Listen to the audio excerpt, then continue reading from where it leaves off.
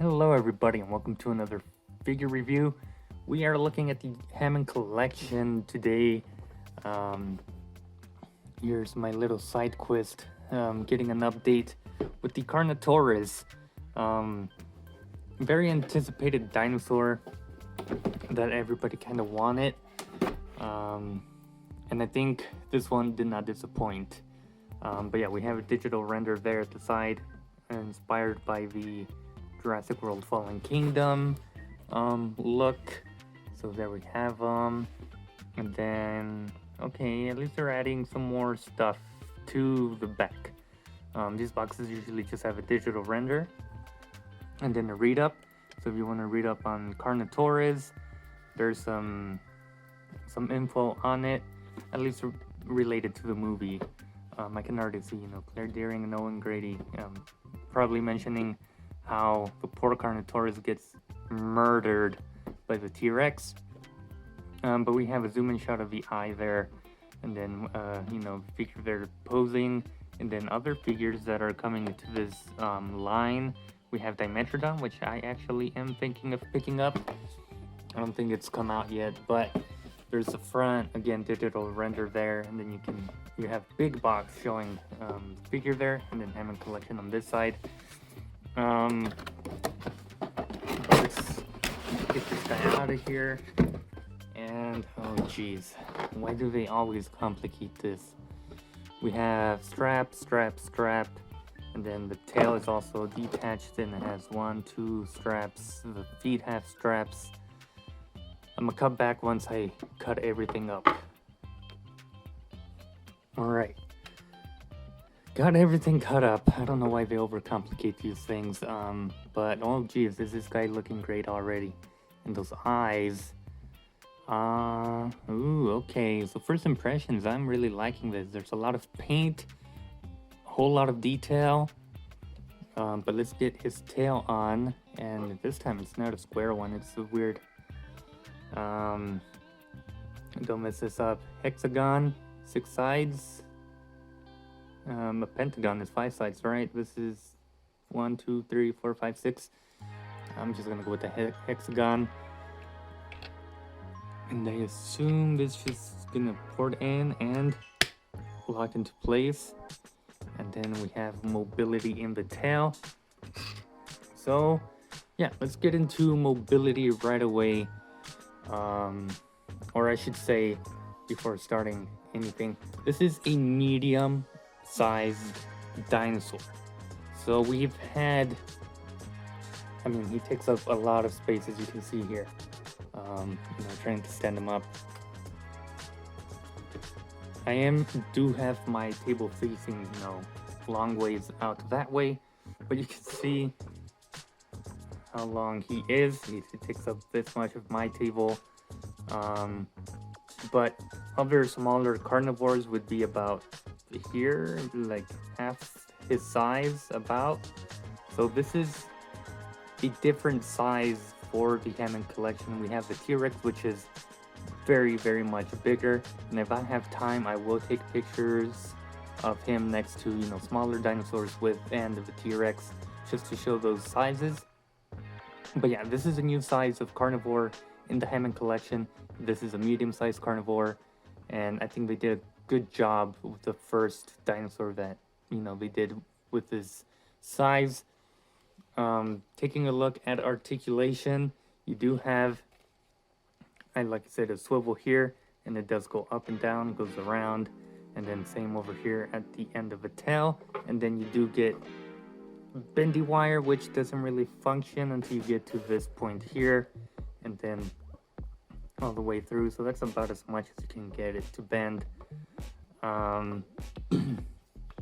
The legs go back, pretty standard when it comes to Mattel and their dinosaur designs, but it goes back and forward. And then you do have, hips that move in and out, a knee joint there, and it does swivel in there, and then, bends back, forward, and then the sort of ankle here, forward and back, and it also should swivel. Let's see. Yeah, it's got some swivel. It's probably a bit tight. Yep, this side is better. And then you do get hinges here at the foot, so it goes back, forward about that much. I'm pretty sure it can go a bit more because the hinge is still visible there. No, doesn't want to move up. Okay, that's as much as it's gonna go up. Even though you do see the hinge there, it doesn't want to go up anymore. And then you do have some ankle pivots in there. The arms, for Carnotaurus having very tiny arms, he does have articulation in his arms. They can go all the way around. He does have a hinge and then an elbow hinge here. Nothing at the wrist. Obviously, they're too small. But I don't know, maybe it could have added something there.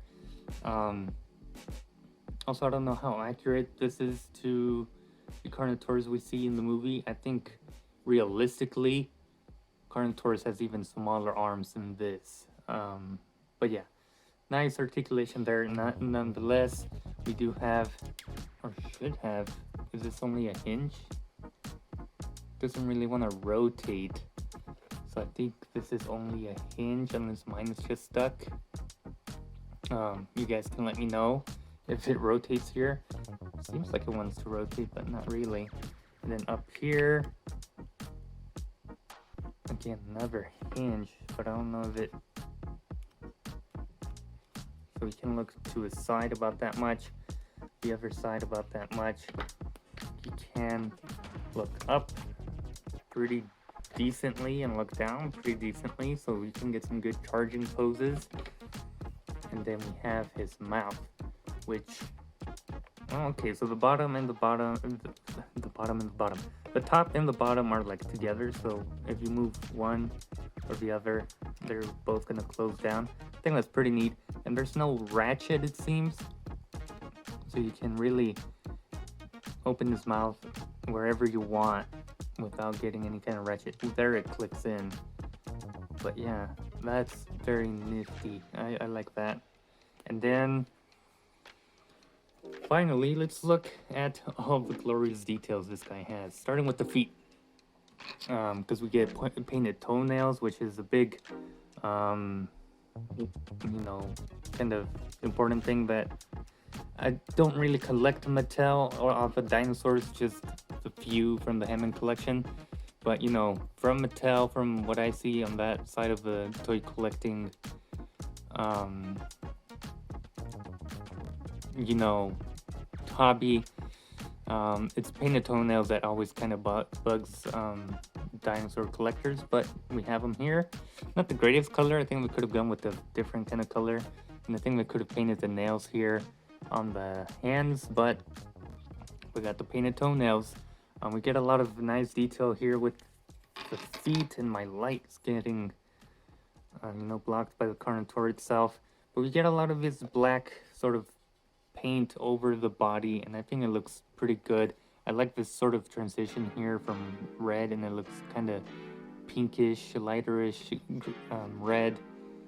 There's the underbelly, the nice white going all the way up, and there isn't really any drastic change in color except for here. This is a much darker red compared to this brighter red, as you can see there.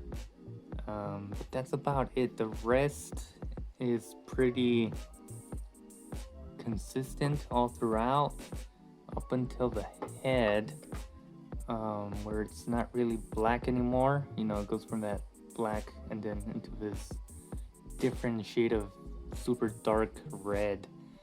But it looks cool nonetheless. I mean, I don't know how much justice the camera is doing it, but he looks like a very ferocious dinosaur. And then we have those beautiful horns at the front there. You know, we have these sort of spike ridges going all the way its back. And then the eye, they did the same thing they did with the T-Rex. So I'm not sure how well that's gonna look. So there we can see it, but as soon as you tilt it like that, it's gone. So again, same issue with the T-Rex, where I think they just put that way too deep inside for it to really notice from all angles.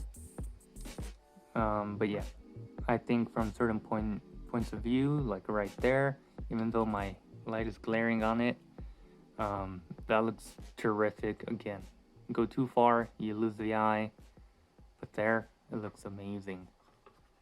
The head is painted very well. I like how this head came out. You know, it looks very lizard-like, very sort of those desert chameleons that we see here. But yeah, those eyes look cool when they work. And then the inside of the mouth, it's fairly standard for Mattel. This weird kind of gum sculpted on the sides. I don't know if they could do something better, you know, to make that look a bit more cleaner.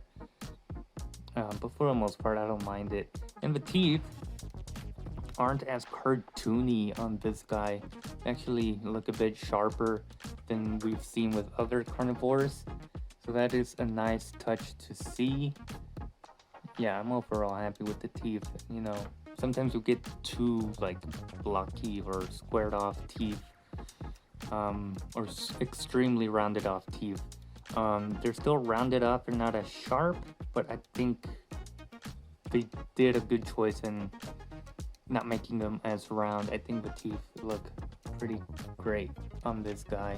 And once you close the mouth, you do see the teeth going all the way around. So yeah, overall I'm happy with this guy. He looks very cool and menacing.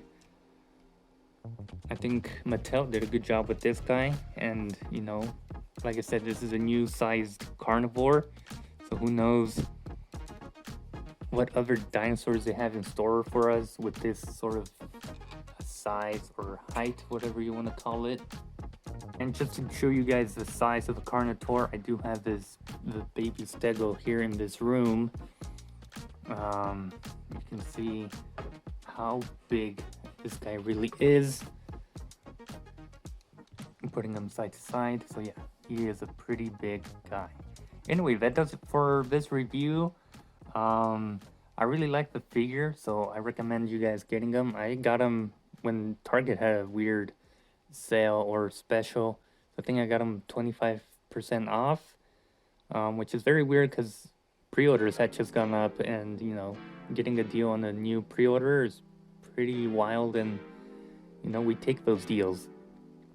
But yeah, he should be hitting the shelves and should be shipping out already by the time I upload this, which may be a while. But that is the Carnotaurus. I am happy with it, and I hope you guys enjoyed this figure review. And I'll see you guys in a future video. Goodbye.